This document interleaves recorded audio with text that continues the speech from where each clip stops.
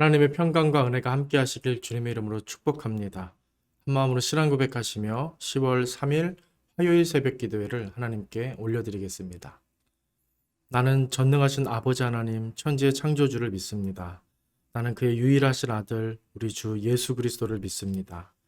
그는 성령으로 잉태되어 동정녀 마리아에게서 나시고 본디오 빌라도에게 고난을 받아 십자가에 못 박혀 죽으시고 장사된 지 사흘 만에 죽은 자 가운데서 다시 살아나셨으며 하늘에 오르시어 전능하신 아버지 하나님 우편에 앉아 계시다가 거기로부터 살아있는 자와 죽은 자를 심판하러 오십니다. 나는 성령을 믿으며 거룩한 공교회와 성도의 교제와 죄를 용서받는 것과 몸의 부활과 영생을 믿습니다. 아멘. 사랑과 은혜의 아버지 하나님, 오늘도 하나님 말씀과 하나님께 드릴 기도로 하루를 시작하게 하시니 감사드립니다. 더욱 주님 의지하며 주님 공급해 주시는 그 힘으로 살아가길 원하오니 우리를 이끌어 주시옵소서. 예수님의 이름으로 기도드립니다. 아멘. 하나님 말씀 보시겠습니다. 하나님 말씀 구약성경 말라기 3장 7절에서 12절까지 말씀입니다.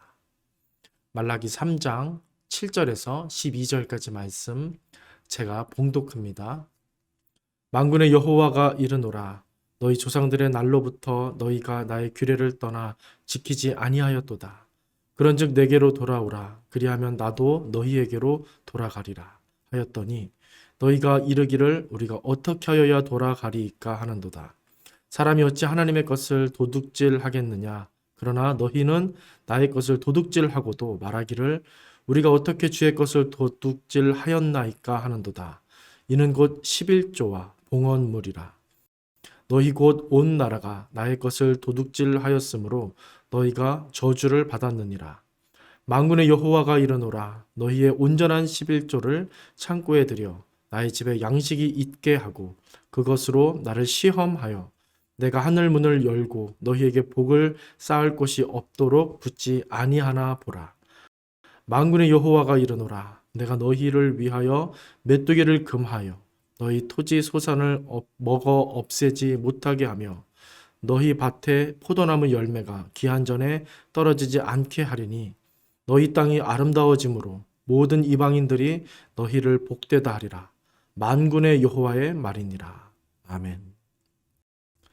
오늘 본문 말씀은 구약 성경의 맨 마지막 책인 말라기서입니다.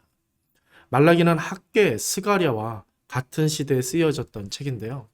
바벨론이 망하고 바사 페르시아 시대로 이스라엘의 포로기 이후 시대를 배경으로 합니다.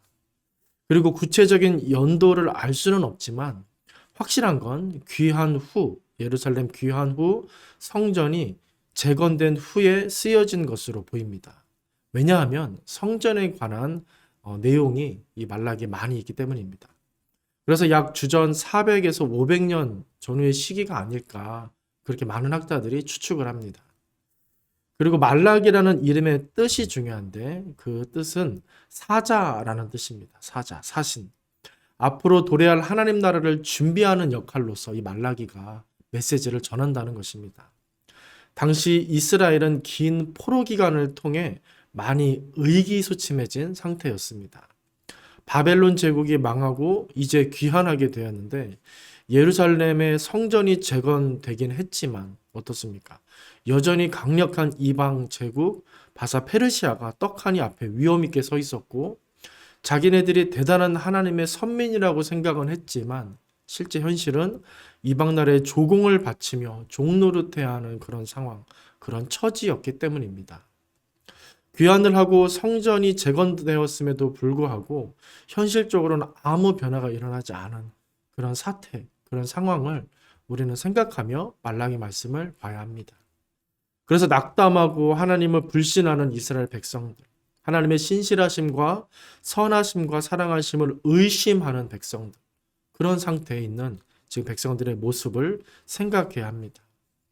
이렇게 언약 백성, 언약 자손이라는 정체성과 자부심을 다 잃어버리고 약해 빠진 그런 백성들의 모습이었습니다. 이에 하나님은 당신의 사자, 말라기 선지자를 마지막으로 그들에게 보내셔서 그들을 다시 강력하게 일깨우시고 일으키시려는 겁니다. 그리고 우리는 말라기에서 선지자의 이름만이 아니라 하나님의 이름이 어떻게 소개되는지도 좀 중요하게 말라기서에서 의식해서 볼 필요가 있습니다. 많은 데서 나오지만 굳이 1장 11절 말씀을 좀 읽어드리겠습니다. 만군의 여호와가 이르노라. 해 뜨는 곳에서부터 해 지는 곳까지의 이방 민족 중에서 내 이름이 크게 될 것이라. 각처에서 내 이름을 위하여 분향하며 깨끗한 제물을 드리리니 이는 내 이름이 이방 민족 중에서 크게 될 것임이니라. 아멘. 무엇입니까? 만군의 여호와, 만군의 여호와라고 하시며, 그래서 이스라엘만이 아니라 이방 민족 중에서도 그 이름이 크게 될 것이라고 계속 반복적으로 말라기서 내내 선포하게 하십니다. 이 말씀은 오늘 본문에서도 등장하는 하나님의 이름이 되기도 합니다. 그러면서 선지자는 다른 선지자들과는 조금 다른 표현으로서 말하는 게 있는데, 그게 무엇이냐면 하나님에 대한 경외입니다. 경외하라. 2장과 4장에서 반복적으로 이 경외라는 말이 나옵니다. 그리고 이와 비슷하게 1장에서는 공경, 하나님께 공경해라 라는 말이 나옵니다. 백성들은 오랜 시간 포로였다가 귀환해서 성전을 재건하며 잔뜩 기대에 부풀어 있었는데 현실은 여전히 고통스럽다고 말씀드렸습니다. 그런 백성들에게 하나님은 크신 하나님을 보여내시면서 너희는 나를 경외하라, 그렇게 사자를 보내서 명령하시는 겁니다. 저는 이 부분을 곰곰이 생각하며 좀 묵상할 수밖에 없었습니다. 왜 위로와 격려가 필요한 시점에서 위로와 격려는커녕 경외하라라는 엄포 같은 명령을 내리셨을까? 의심하고 불안한 이들에게 격려해 주시기는커녕 왜 굳이 경외해라, 공경해라, 그런 말씀을 계속 강조하시는 것일까 생각해 보게 되었습니다. 그들은 성전을 재건했지만 그 삶이 사실 이방인들과 결코 다르지 않았던 것입니다. 말라기 곳곳에 보면 그들이 얼마나 부패했고 부정했고 거짓 투성이었는지 쉽게 알 수가 있었습니다. 즉 하나님은 백성들에게 참된 성전을 재건하라고 그렇게 말씀하신 것이다 라는 생각이 저는 들었습니다. 눈에 보이는 성전만 지으면 다 되는 게 아니라 하나님을 제대로 인격적으로 섬기고 믿고 따르는 이 일, 그 일이 진정 성전을 재건하는 일이다 라고 하나님께서는 선지자를 통해 알려주고 싶으셨던 것이 아닌가 생각이 듭니다. 성전을 재건한다는 것은 하나님의 크심을 나타내고 그 크신 하나님을 의지한다는 의미일 것입니다. 그 의미가 없다면 예루살렘 성전은 이방 신전과 별다를 게 없을 것입니다. 성전을 지었으니 복주시오가 아니라 성전을 지었으니 제대로 하나님을 섬기겠습니다 가 되어야 할 것입니다. 그와 같이 하나님과 백성들 간의 이해 차이가 벌어진 상태에서 말라기서는 6개의 논쟁 형식으로서 이 말라기서를 진행합니다. 하나님의 사랑을 의심하고 하나님께서 왜 복을 주시지 않는지, 왜 벌을 주시는지에 대한 백성들의 속마음을 하나님께서 다 들으시고 그들에게 일일이 정확하게 설명하며 답하시는 그런 진행 구조로 되어 있습니다.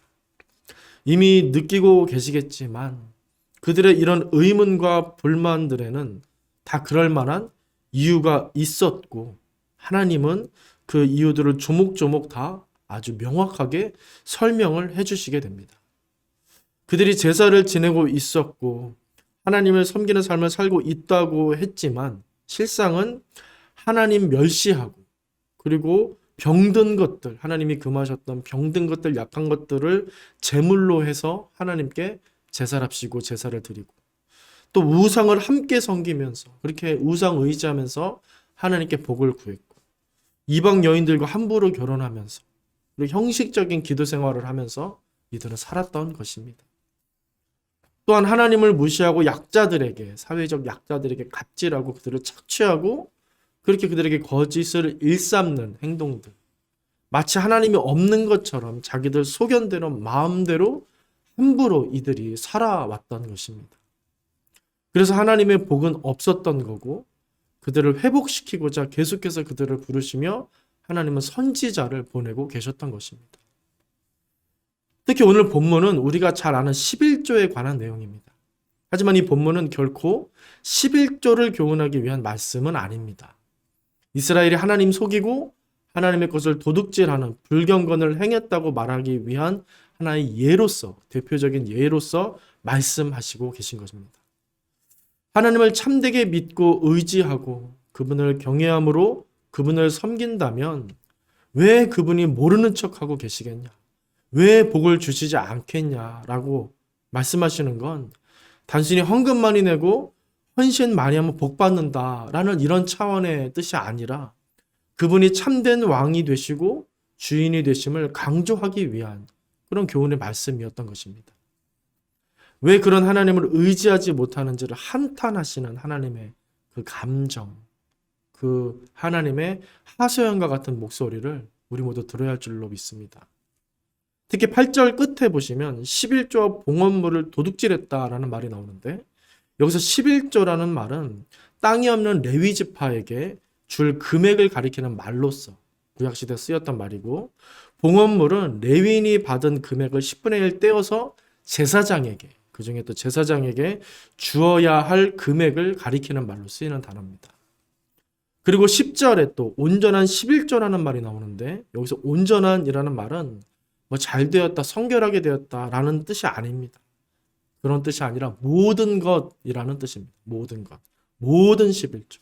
그러니까 신명기에 나오듯 동물, 곡식, 기름, 포도주, 또 사회적 약자를 위한 구제 이런 모든 항목에 해당되도록 11조를 제대로 하라는 것입니다. 정리해보면 당시 이스라엘은 하나님의 명령하신 대로 성전 일을 맡은 레위인과 제사장 그리고 사회적 약자를 등한시했다는 것입니다. 그 하나하나를 구체적으로 꼬집어서 지적하시면서 너희들이 율법을 어겼다. 너희들이 내 말을 어겼다. 나를 멸시하고 무시했다. 경고하시는 것입니다. 이렇게 말라기를 통해 백성들에게 말씀하신 하나님은 이후로 수백 년간 침묵하십니다.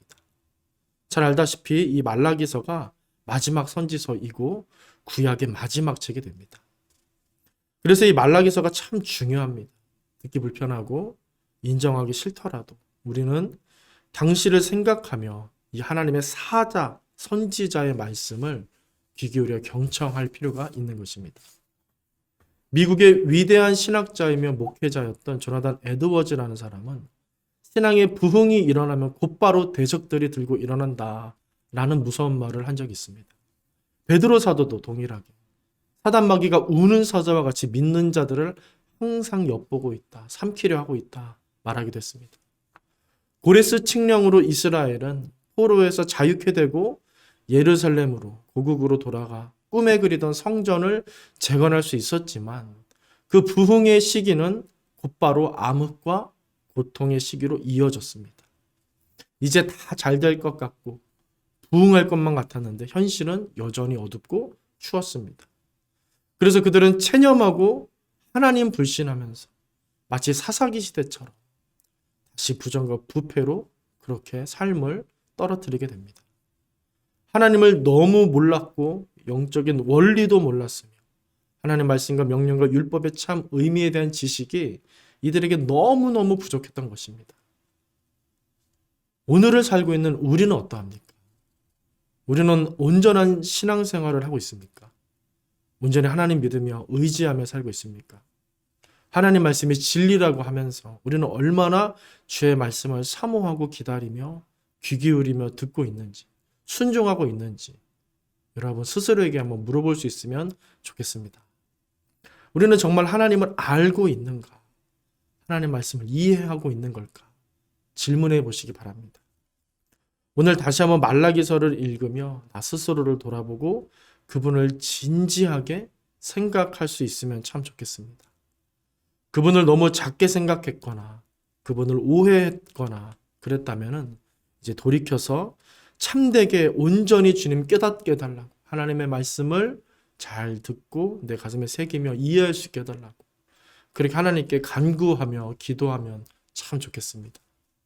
그분은 하늘 문을 열고 더 쌓을 것이 없도록 넘치게 부어주실 수 있는, 그렇게 부어주기를 원하시는 아버지 하나님이 되십니다. 그렇게 믿고 그분을 공경하며 경외하며 그분을 사랑하며 살기를 간구하며 결단할 때 그분의 살아계신과 전능하심과 광대하심을 우리는 우리의 삶 속에서, 우리의 현실 속에서 참되게 경험하게 될 줄로 믿습니다. 아무쪼록 그 은혜와 하나님의 그 영광이 여러분들의 삶에 임하게 되시기를 주님의 이름으로 간절히 축원드립니다. 기도하겠습니다. 전능하신 아버지, 오늘 말씀을 의지하여 주님께 간구합니다. 오늘 우리의 삶을 긍휼히 여기사 하나님을 아는 지혜로 가득 차게 하시고 하나님을 위하여 살아가는, 하나님 주시는 것을 누리며 공급받으며 의지하며 살아가는 신실한 믿음의 하루가 되게 하옵소서. 예수님의 이름으로 기도드립니다. 아멘. 하늘에 계신 우리 아버지, 아버지의 이름을 거룩하게 하시며 아버지의 나라가 오게 하시며 아버지의 뜻이 하늘에서와 같이 땅에서도 이루어지게 하소서. 오늘 우리에게 일용할 양식을 주시고 우리가 우리에게 잘못한 사람을 용서하여 준 것 같이 우리 죄를 용서하여 주시고 우리를 시험에 빠지지 않게 하시고 악에서 구하소서.